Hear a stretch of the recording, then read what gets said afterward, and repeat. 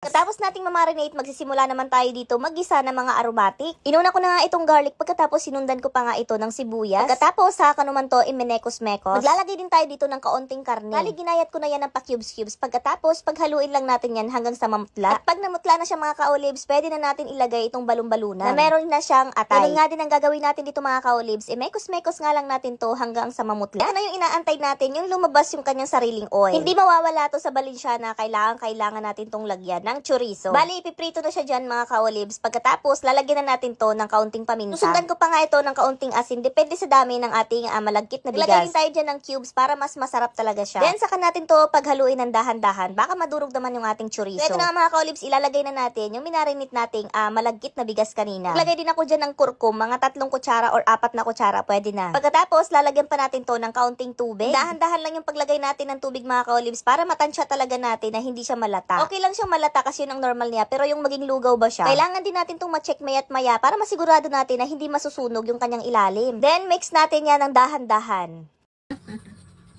Way naman sa pugi.